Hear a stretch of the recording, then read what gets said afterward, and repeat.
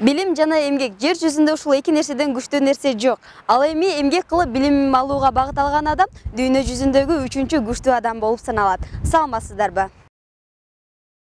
Бүгүнкү биздин берүүбүздүн коногу Америка Кошмо Штатына барып билим алып келген дүйнөлүк тилдер жана маданият факультетинин студенти Нурсулуу Сүлекеева. Саламатсызбы, Нурсулуу? Саламатчы. Алгач эле сөз кезеги Америкадан болсун. Америка дүйнө жүзүндө белгилүү жаштардын кыялы десек дагы жаңылышпайбыз.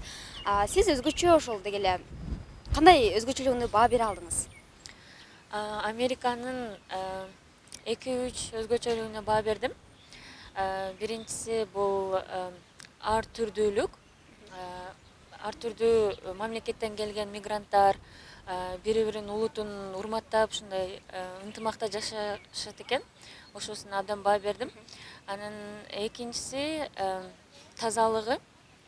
Ал жакта абдан таза да шаарлары, алар бөлүшөт мусорду. Мындай пластигин пластикке, кагазын кагазына, тамагын тамагына мындай 3-кө бөлүп эме кылышат да, аралаштырбайт бизге окшоп. Анан Демек, биз үлгү алчу нерсе ар түрдүүлүк менен бул тазалык экен да? Анан адамдары мындай дарыяларга ыргытышпайт эч кандай мусор, урналарга только ыргытышат. Ошосун биз алсак болот.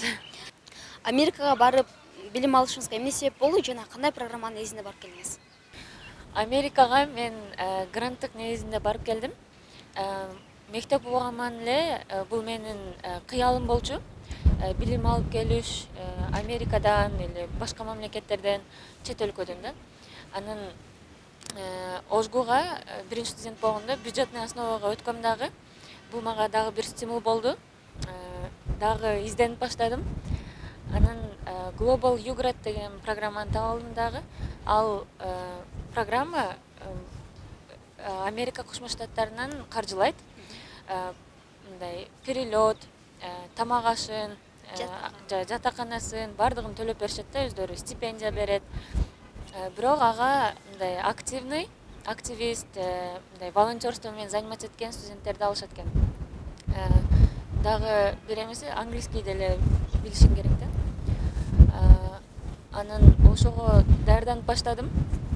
2 эссей жаздым. Анан интервьюга чакырышкан. 3 түрү болот, ошо экинчиси интервью, анан 3-үчүсү TOEFL.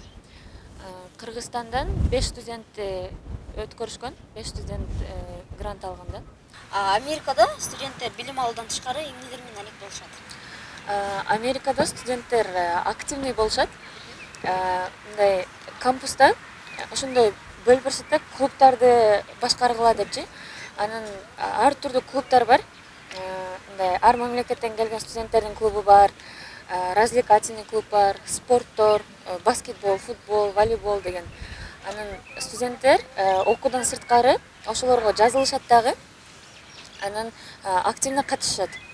Ошондой эч кандай студент бош калбайт экен да? Ооба, жазылып, же болбосо окушат, библиотекада убактарын өткөрүшөт. Ушундай активный болуп жүрүшөт да. Анда негизи сиз окуудан тышкары, билим алуудан тышкары дагы кандай иштер менен алек болуп жаттыңыз? Мен 2 клубка жазылып алгам.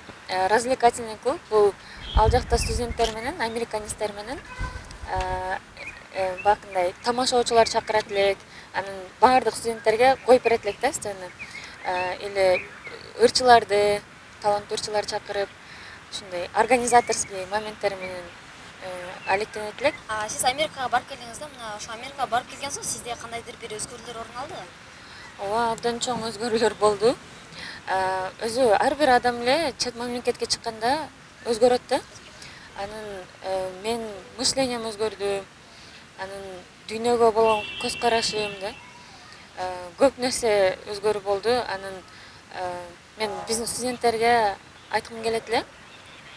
Мындай тил үйрөнүп, башка мамлекеттерге чыгып, бакына разнообразияны көрүп, өздөрүнүн мышленияларын өзгөртүп келсе жакшы да. Келип кызыктуу маек куруп бергениңиз үчүн чоң рахмат. Сизге окууларыңызга мындан дагы көптөгөн ийгиликтерди каалайбыз. Билим бул океан. Сенде канчалык билим көп болсо, ал сени менен түбөлүктүү болот. Андыктан түбөлүктүү кадыр барк жана байлык топтойм десең, билим алуудан эч качан баш тартпаңыз.